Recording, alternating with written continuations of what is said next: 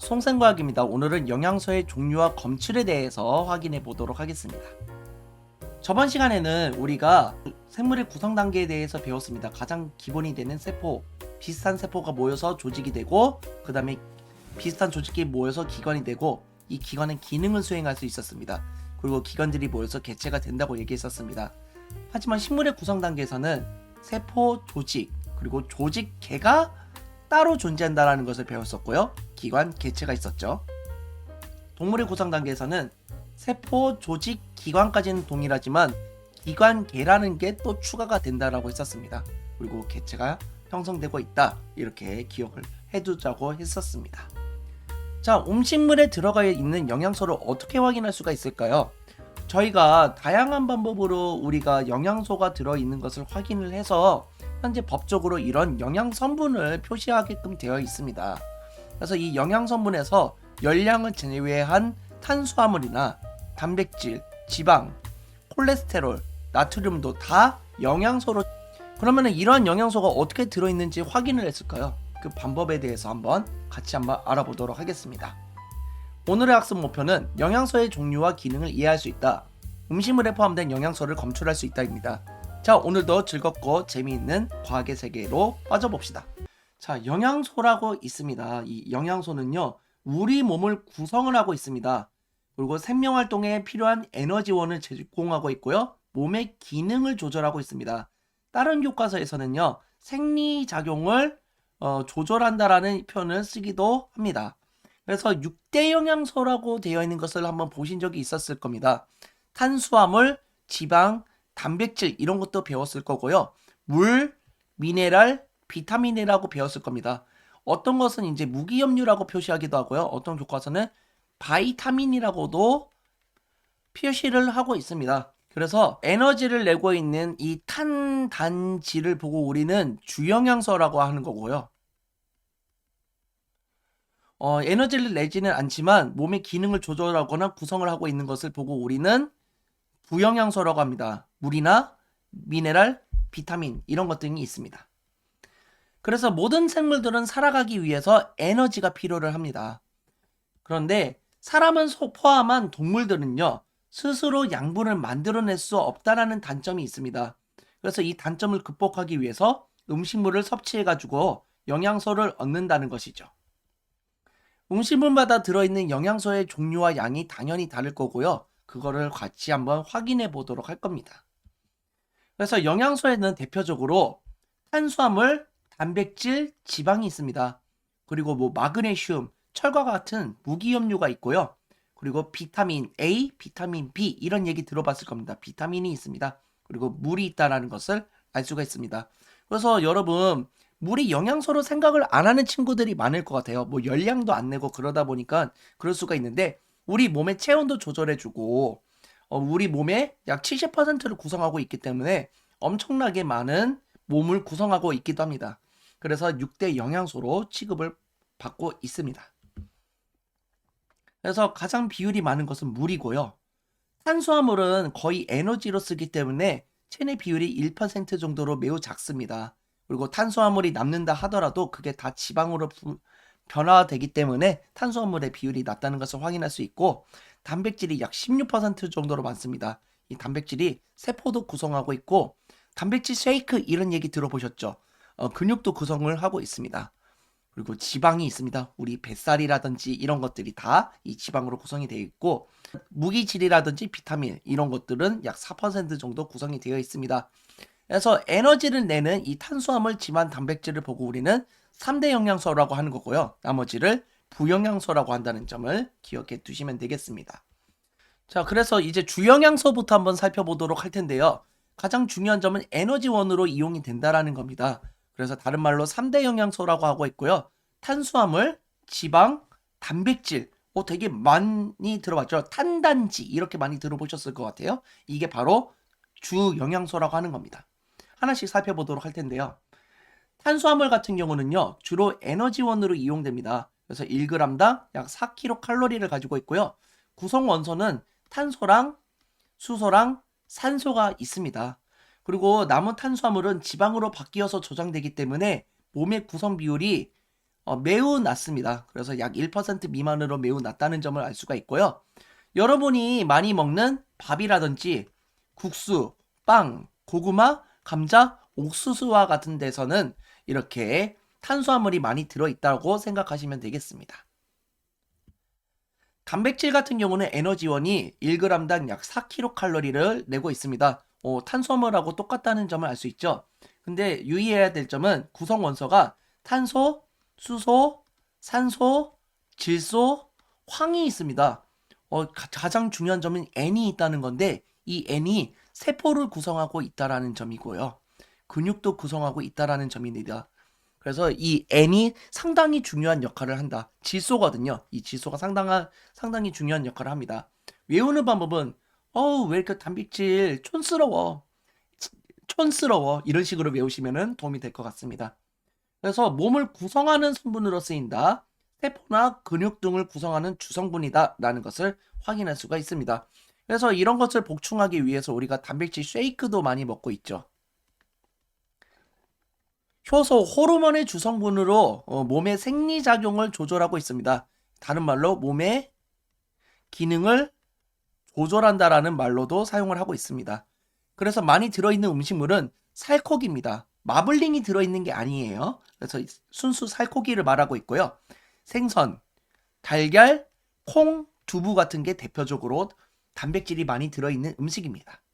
지방 같은 경우는 에너지원이 1g당 9kcal로 가장 높습니다. 구성 원소는 탄소랑 수소랑 산소가 있다는 것을 알 수 있고요. 몸을 구성을 하고 있습니다. 특히 우리 뱃살이라든지 팔뚝살, 허벅지살 이런 데에도 많이 들어가 있지만 몸에 군데군데 많이 들어가 있습니다. 피부 아래에 저장을 해서 체온을 유지하는 역할을 담당하고 있습니다. 참고로 그 지방도 제가 공부를 해보니까 두 가지 종류가 있대요. 백색 지방은 진짜 저희 뱃살 이런 거를 담당하는 지방이고요. 갈색 지방 같은 경우는 이 백색 지방을 태우는 지방이 있다고 합니다. 그래서 꼭 나쁜 지방만 있는 게 아니라 좋은 지방도 있다. 이런 것도 확인해 두시면 좋을 것 같고요. 많이 들어있는 음식물은 맛있으면 다 지방이 들어있다고 생각하면 됩니다. 땅콩이나 깨, 참기름, 버터 등이 대표적으로 있습니다. 식용유 같은 경우도 대표적으로 들어있고요. 자, 부영양소 같은 경우는 중요한 점이 에너지원으로 이용되지 않는 영양소라는 점입니다. 그래서 대표적으로 무기염류라든지 바이타민 또는 비타민으로 여러분이 많이 알고 있습니다. 둘 다 맞는 말이에요. 그리고 물이 있다는 점을 확인할 수가 있습니다. 그래서 에너지원으로 이용되지 않는 영양소는 부영양소다. 무기염류 같은 경우는요. 무기염류는 철, 칼슘, 인 이런 것들로 구성이 되어 있습니다. 그래서 철 같은 경우는 대표적으로 피를 구성하고 있죠. 혈액을 구성하고 있다는 것을 알 수 있고 칼슘 같은 경우는 뼈를 구성하고 있죠. 이와 같이 몸을 구성하고 있는데 뼈나 혈액 등을 구성하고 있다는 것을 알 수 있고 몸의 생리작용을 조절하고 있습니다. 많이 들어있는 것은 우유, 버섯, 멸치, 치즈, 견과류, 해조류, 다시마 등이 있다는 것을 확인할 수가 있습니다. 비타민 같은 경우는 수용성 비타민하고 지용성 비타민이 있습니다. 그래서 이 주요 수용성 비타민으로 보통 발포 비타민 많이 만들어 먹죠. 물에 잘 녹기 때문에 그렇습니다. 그래서 물에 잘 녹는 비타민을 수용성 비타민이라고 하고요. 물에 잘 녹지 않는 비타민을 보고 우리는 지용성 비타민이라고 합니다. 나중에 소장의 융털에서 흡수가 일어나는데 이 수용성 비타민 같은 경우는 모세혈관에서 흡수가 일어나고요. 지용성 비타민에서는 암주간에서 흡수가 일어난다는 점도 알고 계시면 좋겠습니다. 그리고 몸을 구성하는 성분은 아니에요. 그런데 적은 양으로도 몸의 생리작용을 조절할 수가 있습니다. 그런데 과일 많이 먹으러 이런 얘기를 많이 하고 있죠. 음식물로만 섭취가 가능하기 때문에 그런 거고요. 부족하게 되면은 결핍증이 나타나게 됩니다. 그래서 옆에 비타민C 같은 경우는 보통 피로에 관련된 거에 대한 결핍이 많이 일어나는데요. 이 머리카락이 갑자기 갈라지거나 잇몸에서 갑자기 피가 나거나 체중이 갑자기 확 증가를 하거나 어디 부딪히지 않았는데도 멍이 들어버리거나 상처가 잘 안 났거나 배가 많이 아프거나 관절에 삭신이 막 쑤신다 이러죠. 관절이 아프거나 갑자기 이유 없이 코피가 난다거나 그러면은 비타민C가 부족해서 그렇습니다. 그래서 비타민C가 많이 들어있는 과일을 먹거나 알약을 먹어줘야 된다는 거고요. 많이 들어있는 음식물은 과일이나 채소만 많이 들어있습니다. 그래서 비타민의 종류에 따라서 이런 결핍증이 다르게 되고요. 비타민 A 같은 경우는 야맹증이 나온다고 하죠. 밤에 안 보여요. 막 이런 거 알 수 있고, 비타민 E 같은 경우는 피부 노화에 관련이 되어 있습니다. 그래서 비타민 E가 부족하면 주름이 많이 생길 수가 있고요. 비타민 K 같은 경우는 골다공증을 유발할 수 있습니다. 그래서 부족하게 되면 골다공증을 유발하기 때문에 비타민 K를 충분히 먹어줘야 되고, 비타민 C 같은 경우는 피로회복이나 면역력, 감기에 잘 걸려 이런 거는 다 비타민 C가 부족해서 생기는 문제입니다. 비타민 D 같은 경우는 뼈의 형성, 그리고 비타민 B는 근육의 성장에 관련되어 있다는 점을 알고 계시면 도움이 될 것 같습니다. 물은 우리 몸의 약 60%에서 70% 정도 차지하고 있습니다. 그래서 몸의 구성 비율이 가장 높습니다. 그래서 몸에서 영양소와 노폐물을 운반하는 역할을 담당하고 있고 체온을 조절하고 있습니다. 그럼 주로 몸을 구성하고 에너지원으로도 이용되는 영양소는 어떤 음식물에 많이 들어있을까요? 그렇죠. 주로 몸을 구성하며 에너지원으로 이용되는 영양소는 단백질로 살코기, 생선, 달걀, 두부, 콩 등에 많이 들어있습니다. 주로 몸을 구성하는 경우는 단백질이 많이 구성이 되어 있다는 점을 잘 기억해 두시면 되겠습니다. 자, 이제 우리가 영양소 검출에 대해서 알아볼 텐데요. 자, 영양소가 안 들어있는 경우에는 아이오딘이나 칼륨 용액 같은 경우는 이렇게 옅은 갈색을 띠고 있고, 베네딕트 용액이나 뷰렌 용액 같은 경우는 푸른색을 띠고 있습니다. 수란3 같은 경우는 이렇게 빨간색을 띠고 있는데, 만약에 영양소가 들어있는 물질과 반응을 했다 그러면 이런 식으로 색깔이 변한다고 합니다. 그래서 어떤 색깔로 어떻게 변하는지 확인해 보는 시간 가져보도록 하겠습니다. 그래서 아이오딘 반응 먼저 소개를 시켜드리도록 할 텐데요. 녹말을 검출하는 데 사용합니다. 여러분, 이거는 여러분이 이미 실험을 많이 경험을 해보셨을 겁니다. 언제냐면은 엽록체에 뭐가 저장이 된다고 했었죠? 그렇죠. 포도당에서 녹말로 변환돼서 저장된다고 했었죠. 이 녹말을 검출하기 위해서 엽록체에 엽록소를 탈색을 한 다음에 거기다 아이오디나 칼륨 용액을 뿌리면은 청람색을 띠게 된다는 것을 확인할 수가 있었습니다. 그래서 아이오디나 칼륨은 이렇게 옅은 갈색을 띠고 있는데 반응량이 녹말 용액과 반응을 일으킨다 그러면 청람색을 띠게 된다는 점을 알 수 있습니다. 육안으로 봤을 때는 거의 검정색처럼 보이게 됩니다. 그래서 이 녹말이라는 것은 탄수화물의 일종이고 첫 번째 탄수화물 검출 물질을 확인해 보았습니다. 두 번째는 포도당입니다. 포도당도 탄수화물의 일종인데요. 베네딕트 반응을 일으키면 되는 겁니다. 그래서 베네딕트 용액이 이렇게 파란색을 띠고 있습니다. 그러면은 이 파란색 용액과 포도당이 만나게 되면은 이렇게 황적색을 띠게 됩니다. 그런데 문제는 이게 만난다고 해서 바로 반응이 잘 일어나지 않습니다. 꼭 거쳐야 되는 과정이 있는데 가열을 꼭 거쳐줘야지만 이렇게 황적색을 띠게 됩니다. 그래서 가열을 일으켜야지 이 베네딕트 용액과 포도당이 반응을 빨리 일으키면서 황적색을 띠게 된다는 점을 알고 계시면 되겠습니다. 자, 세 번째는 이제 단백질이라는 새로운 영양소를 우리가 검출을 해야 되는데 뷰렛 반응입니다. 그래서 단백질이라는 물질이 있어요. 그런데 5% 수산화나트륨과 1% 황산고리 수용액을 만나게 되면은 이렇게 뷰렛 용액이 만들어지게 됩니다. 그래서 수산화나트륨 수용액은 무색이고요. 황산고리 수용액은 이렇게 옅은 푸른색을 나타내고 있습니다. 합쳐지면은 역시 푸른색을 나타내겠죠. 이 푸른색하고 단백질 용액이 만나게 되면은 보라색을 띠게 됩니다. 진한 보라색을 띠게 되고요. 실제로 이 단백질이 들어있는 물질과 만나게 되면은 보라색으로 변한다는 것을 확인할 수가 있습니다. 마지막으로 지방인데요. 이 지방에 수단3 용액이 있는데 이거 정말 붉은색입니다. 완전 붉은색이고 제가 실험 영상으로 나중에 한번 보여드릴게요. 그런데 이게 지방하고 만나게 되면은 약간 그 봉숭아 물들인 색깔이 있습니다. 이런 걸 보고 우리가 선홍색이라고 하는데 진한 선홍색을 띠게 된다는 점을 확인할 수가 있겠습니다. 자, 그럼 이걸 어떻게 외워야 될까요? 저랑 같이 암기법을 한번 생각해 보도록 할 텐데요. 제가 여자친구가 있다고 해보겠습니다. 그래서 여자친구가 단지 뷰가 보이는 곳에서 약속을 잡았습니다. 단백질이죠. 단은 단백질. 뷰는 뭐예요?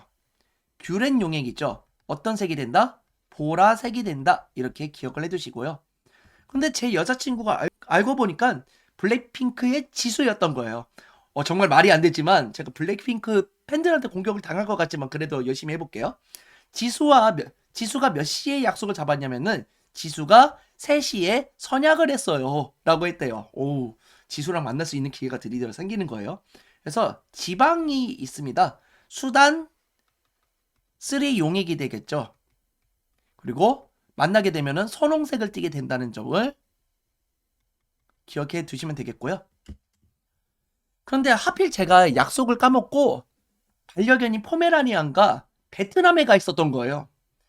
그런데 그래도 치수와 약속을 했으니까 황급히 돌아가야 될 거 아니에요. 그래서 포베 황가 이렇게 외우는 거예요.